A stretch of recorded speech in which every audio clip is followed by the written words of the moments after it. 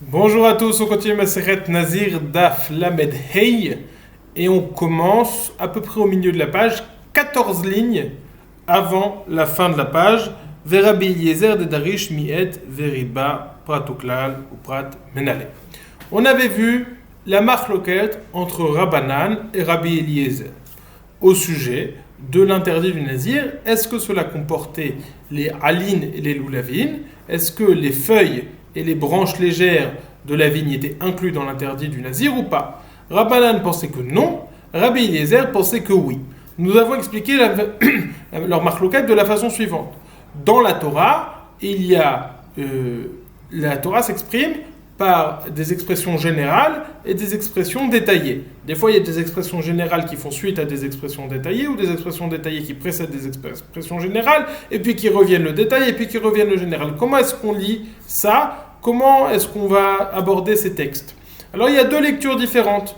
Il y a la lecture qui s'appelle Ribouille ou Miout Veribouille, et il y a la lecture qui s'appelle Klal ou Prat. De façon générale, si on est dans la chita de Ribouille ou Miout, on va rajouter plus de choses que dans la chita de Klal ou Prat. Rabbi Eliezer lisant la Torah avec les yeux de Ribouille ou Miout, il va rajouter plus de choses, inclure plus de choses dans les interdits, et donc il va inclure même les feuilles et même les branches de la vigne.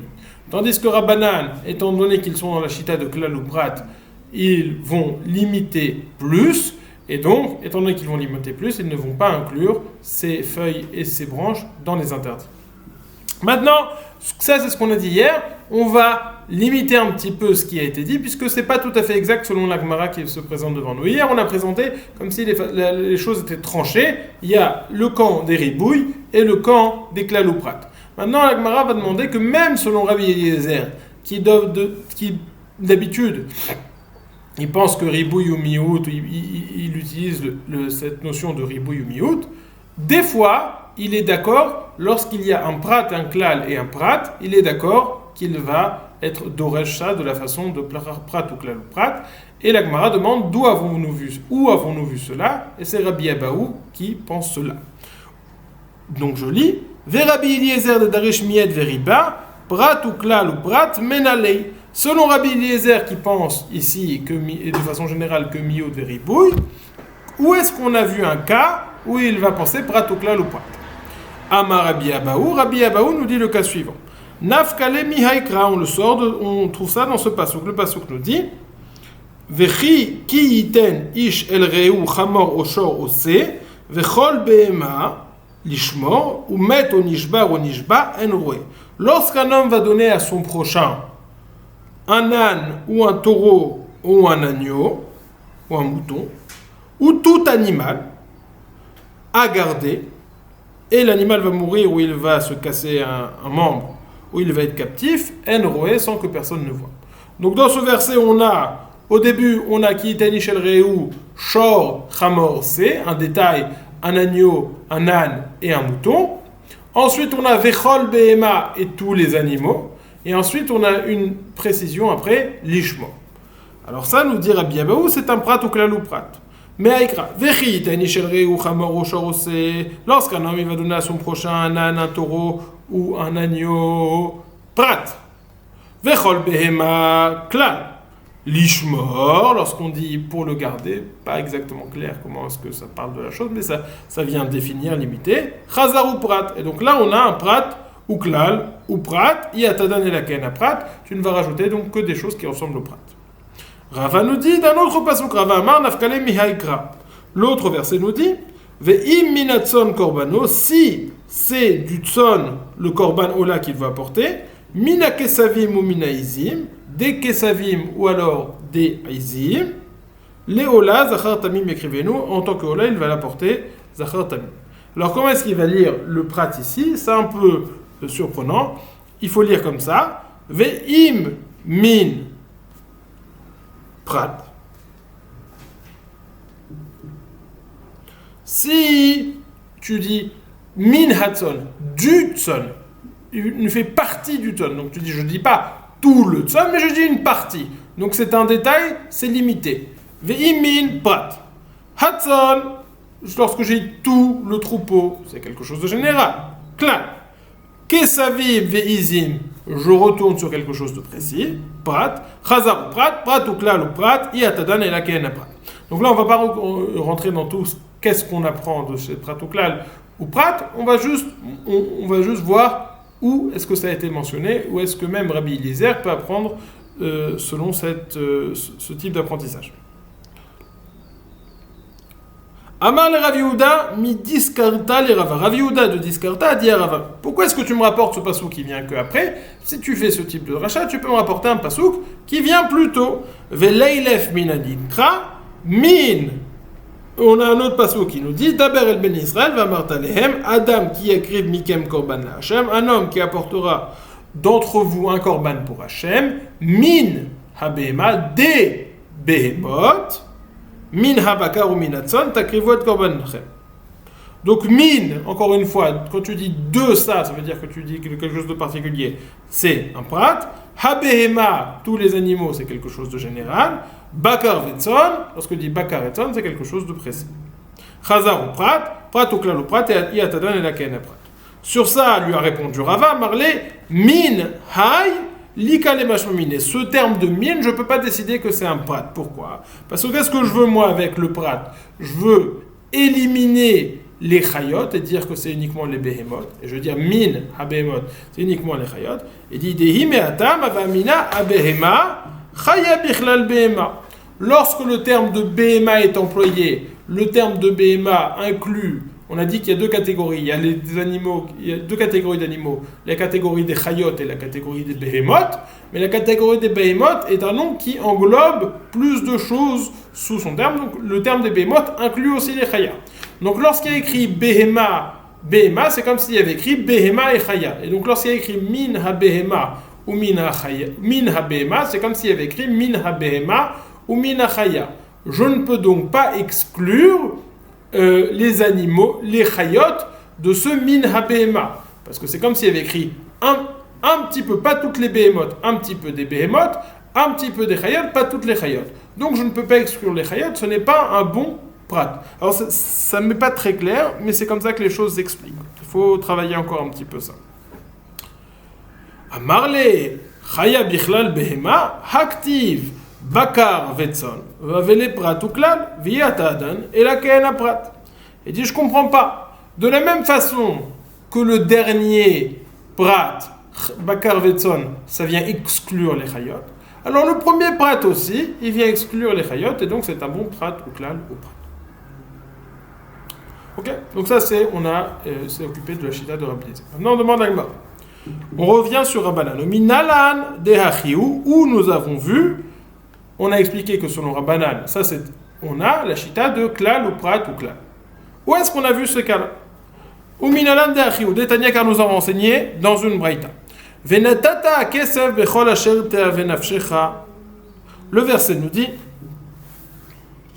Venatata kesef bechol asher te'avenafshecha, tu donneras ton argent dans tout ce que ton âme désirera. Babakar batson bayain ou bashechar, dans le bakar, dans le tson, dans le vin ou dans le shechar. Et dans tout ce que ton âme demandera.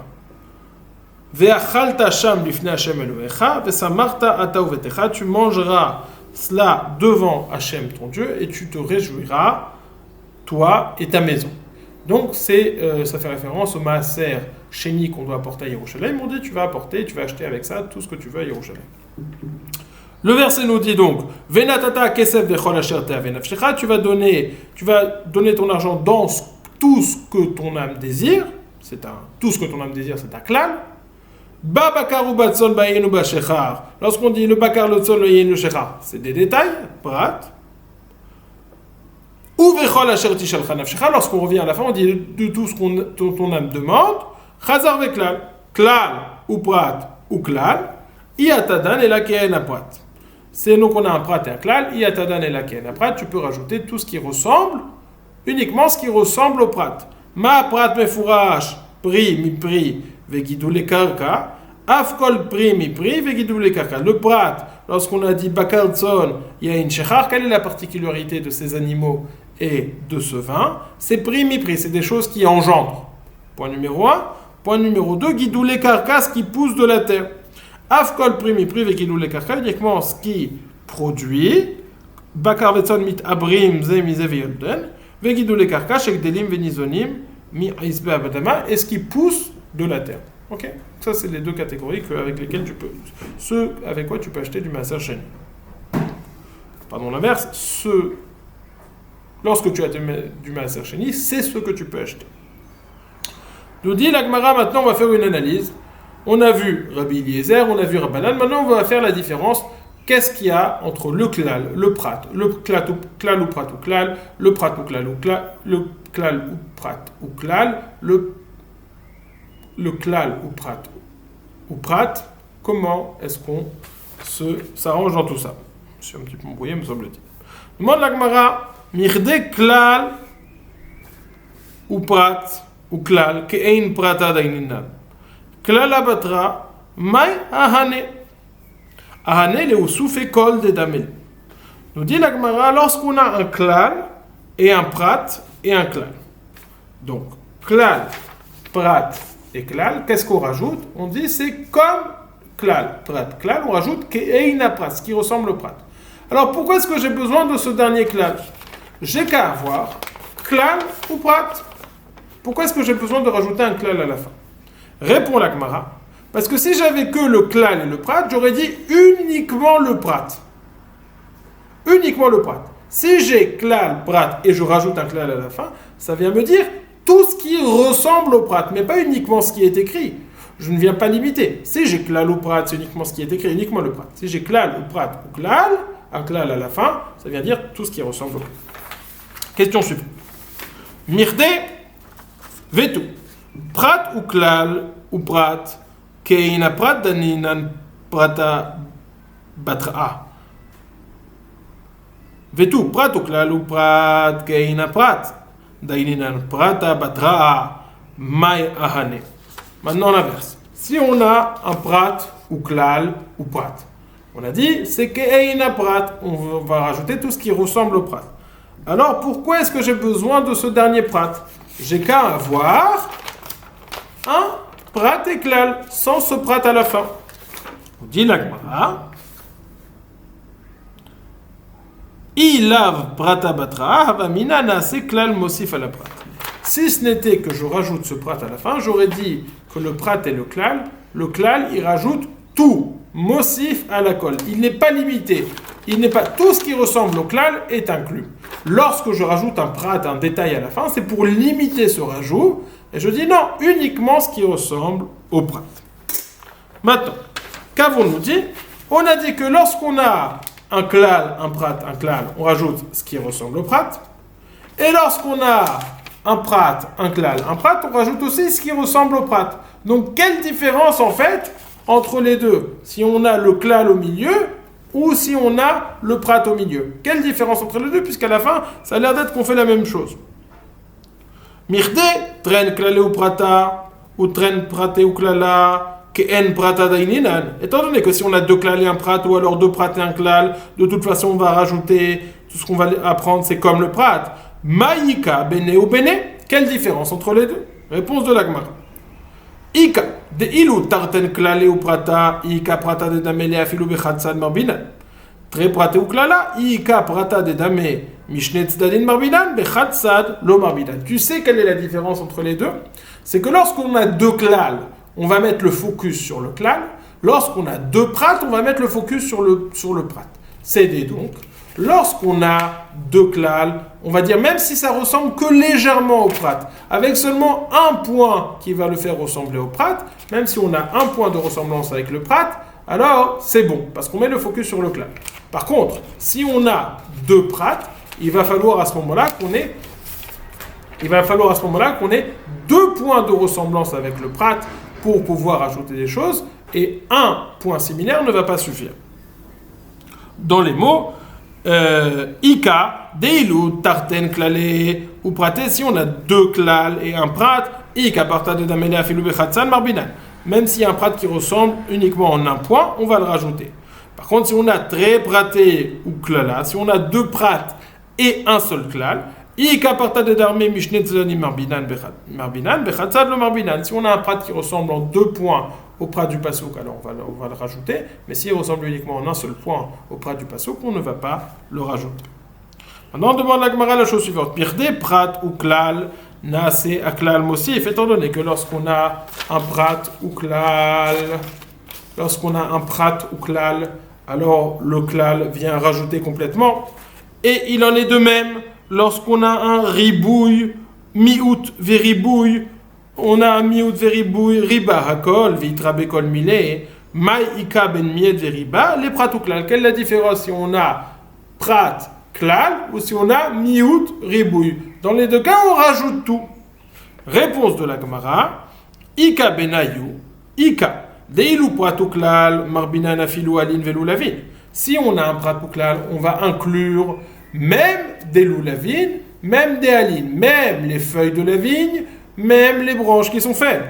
Veilu mi'et veriba, loulavin in alin lo. Lorsqu'on pense que mi'et veriba, on va rajouter des loulavines, c'est-à-dire les branches faibles, mais on ne va pas rajouter les feuilles de vigne, on ne va pas les inclure dans l'interdit. Alors là, on a quelque chose d'assez surprenant, puisqu'on va voir qu'on va rajouter plus si on dit prat ou klal que si on dit mi'et veribouille. Alors les Rishonim se posent cette question. Il y en a qui, au vu de cette question, ils inversent la girsa dans la Gemara et disent que non, il faut dire que le klal et prat, si on dit que prat ou klal, alors on rajoute uniquement les loulavines. Mais si on dit prat ou klal, si on dit mi-out veribouille, on inclut et les loulavines, et les alines, et les feuilles, et les branches. Bon, alors maintenant on va faire un résumé de ce dernier point de la Gemara. Premièrement, ça commence, si on a un klal ou prat d'abord, prat après, on ne rajoute rien du tout, uniquement ce qui est écrit dans le verset. Si on a un prat et un klal, prat d'abord, puis klal après, le klal il nous dit tout, tu rajoutes tout, c'est super, tout est inclus. Ok? Donc pour l'instant, c'est le dernier qui a le mot. Si c'est le prat en dernier, c'est uniquement le prat. Si c'est le klal en dernier, alors on rajoute tout.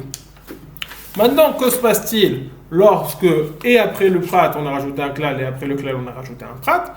Ça fait, on va rajouter plus de choses, tout ce qui ressemble au prat. S'il y a deux klal, alors on va mettre le focus sur le klal, on va rajouter même s'il y a une seule ressemblance. S'il y a deux prat, alors on met le focus sur le prat et on va inclure uniquement ce qui présente deux ressemblances. On a fini le daf lamed hei. Passez une excellente journée.